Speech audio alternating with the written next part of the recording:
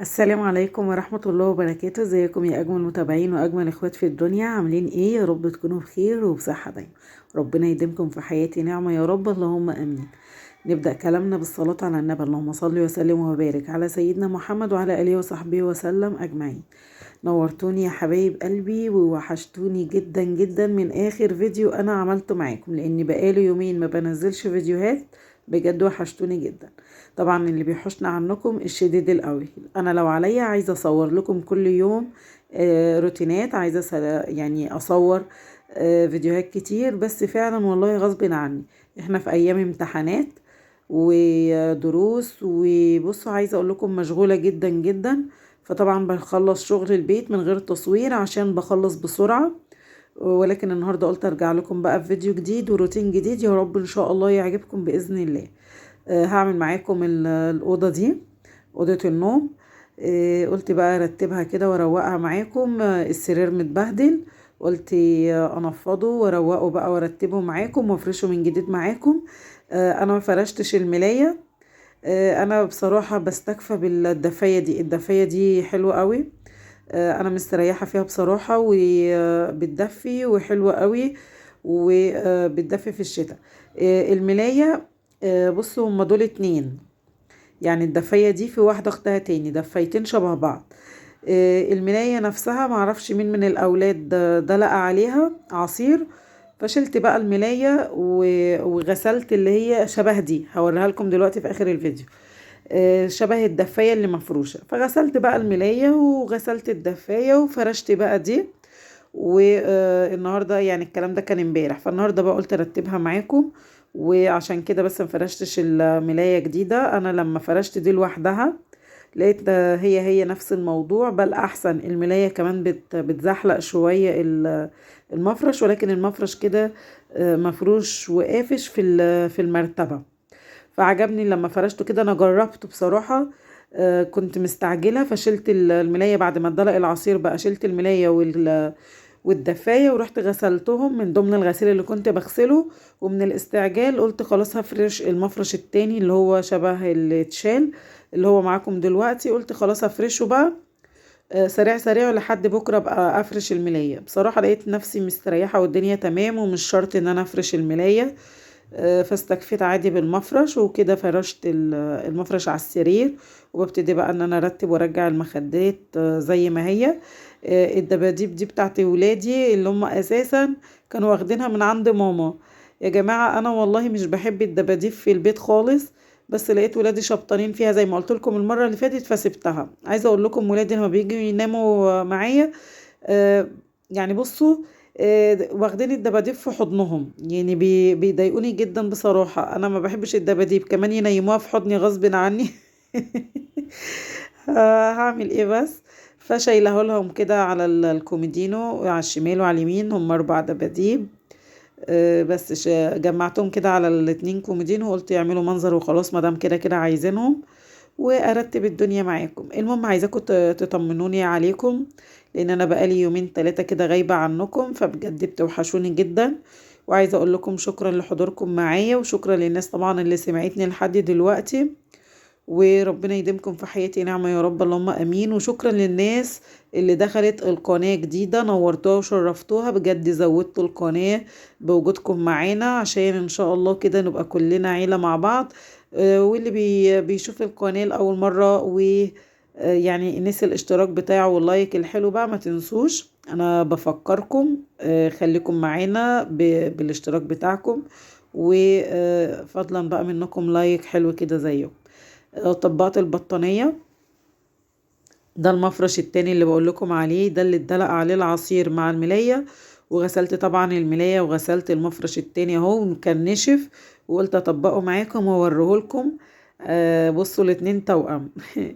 هو واللي مفروش الاتنين زي بعض، لان في الاساس اصلا دول كنت جايباهم لأوضة بنتي. لو عارفين طبعا أوضة بنتي معظم الملايات حمراء، والحيطة فيه جزء منها أحمر، والستارة والسجاد وكله. فأصلا كنت جايبة المفروشين دول عندي بنتي. بس فبنتي مفروشة عندها الدفايات بتاعتها على السرير. فأنا بصراحة جبت دي يعني قلت أجربها عندي، لقيتها بصراحة حلوة قوي، بتدفي جدا. بس فلما بقى اتدلع عليها العصير خدت التانية كمان. بصوا هنا انا كنت قاعدة الصبح بحضر السندوتشات لولادي. جبت الصينية، وهنا الطبق اللي كان فيه جبنة، جبت جبنة وقطعت عليها طماطم، وجبت بقى الصينية حطيت عليها طبق الجبنة، كنت جايبة فينو، وكنت جايبة طعمية، كنت جايبة أكل كده. المهم قلت ايه، قعدت مع نفسي كده في الأرض على الصينية، حضرت لولادي السندوتشات واللانش بوكس بتاع الأولاد، لأن هم طبعا تعرفين 3. حضرت 3 لانش بوكس. يعني قعدت بقى ايدي وجعتني من كتر السندوتشات، حضرت يعني ل3 أفراد سندوتشات. بس الحمد لله يعني خلصتهم ووديتهم الحضانة، وجيت روقت الشقة، وجيت غسلت شوية مواعين، وجيت لميت غسيل ونشرت غسيل، جيت عملت شوية حاجات كتير قوي في البيت. وبعدين بقى دخلت على الأوضة هنا اللي هي أوضة النوم دي، قلت أعملها معاكم، أرتبها كده وأنظم السرير وأكنس الأرض، ويعني وأرتب وأنظف الأوضة معاكم، لأني كان بقالي كتير ما عملتش فيديوهات.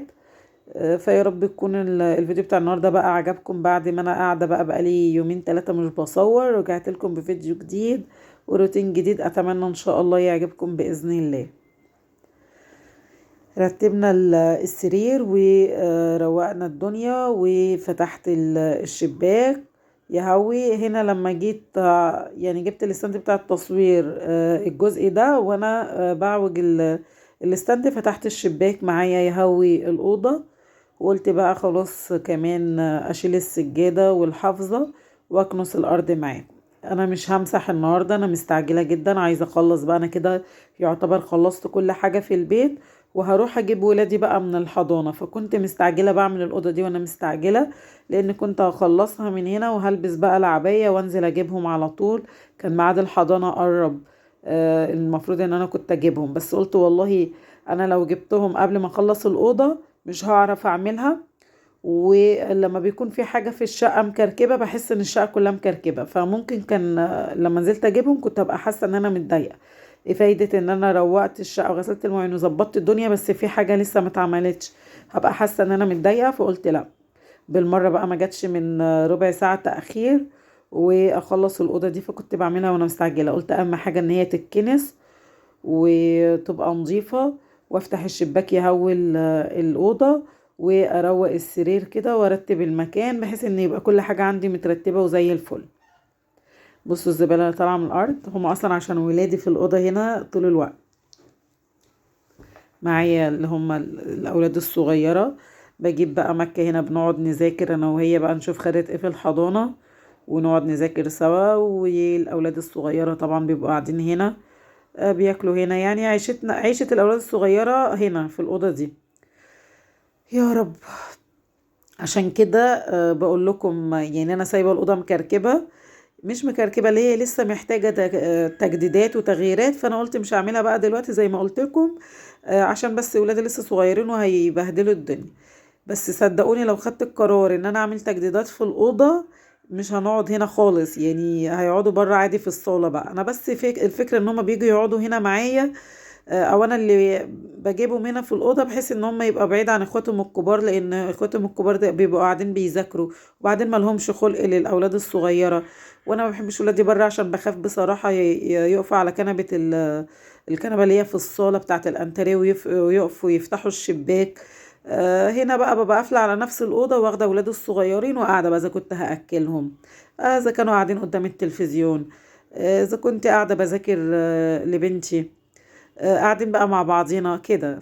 يعني بستغل الأوضة بقى بصراحة ان هي كده كده اصلا ما فيهاش تجديدات ومش قد كده، في ان انا يعني اقعد بيهم هنا. لكن ان شاء الله لو اتعملت صح واتظبطت وبقت زي الفل، خلاص انسوا بقى الهرجلة دي. هنقعد بره عادي في الصالة. مع ان والله العظيم الصالة دي يعني تقريبا اكتر قعدتنا هناك، لما بنبقى بقى متجمعين كلنا بره، وكده كده ولادي الكبار كلهم بيبقوا قاعدين بره يعني. ده كان الفيديو بتاع النهاردة، يا رب يكون عجبكم. استنوني في الفيديوهات اللي جاية ان شاء الله بفيديو جديد وروتين جديد، استنوني ما تنسوش، وشكرا ليكم، والسلام عليكم ورحمة الله وبركاته.